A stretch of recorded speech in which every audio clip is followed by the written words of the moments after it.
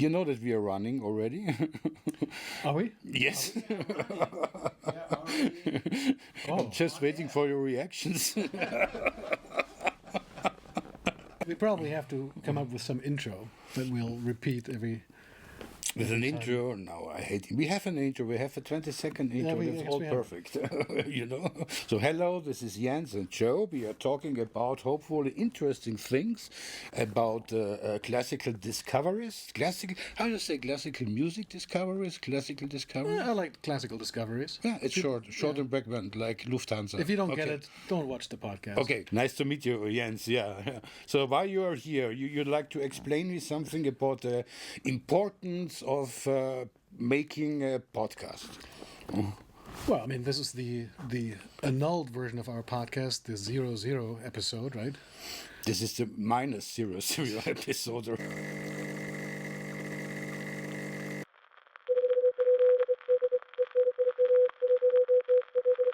I think it's rather important. I just forgot my role.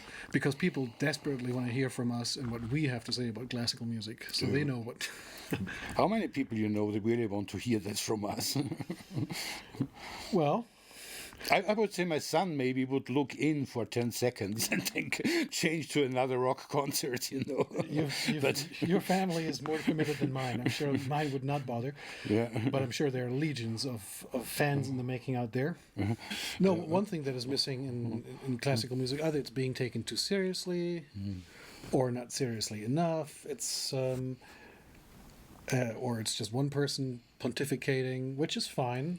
But I think a little back and forth, maybe to different opinions, to talk about all manner of things in classical music that we appreciate, or topics such as should we applaud or not between movements, or is it a complete breach of convention and you ought to be ashamed of yourself? On the other side, I think we find already podcasts, 522 podcasts about Mozart Don Giovanni. We will find 678 podcasts about the magic flute, but no one made a podcast so far, for example, with Braunfels Jeanne d'Arc. Is this our speciality, to find pieces, classical discoveries, to talk a bit about this and to make it, to promote them a bit? I mean, I have no problem talking about Beethoven's Fifth with you, but yes, I do think that the idea of talking about music or writing about music, other than telling other people how wrong they are, is to promote things that might be overlooked, that are actually really good, that haven't made it into the repertoire, that are worth hearing, that you just need a little push, or we can say, hey, if you like A, B, C, you'll love D, or at least you'll find it a good diversion. Such as Braunfels. I mean, there's a whole slew of literature on this topic. I mean, you worked on a book. How you called this? The Beauty of what, or no? I appreciate the fact that you read it. It's Surprised by The headline. I read the headline, yes. Surprised by Beauty.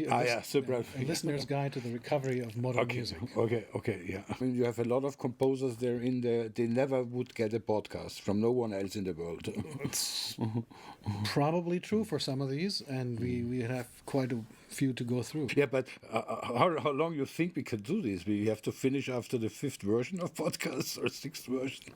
Well, how many episodes can we do? Episodes, yeah. Just in composers, we can do hundreds of episodes. Okay. I mean, there are hundreds of fabulous composers that are not in the repertoire, because how many are in the repertoire? I don't know, 50, roughly speaking? Roughly speaking, of popular composers. Of composers that you could say are in the repertoire, as in being regularly played.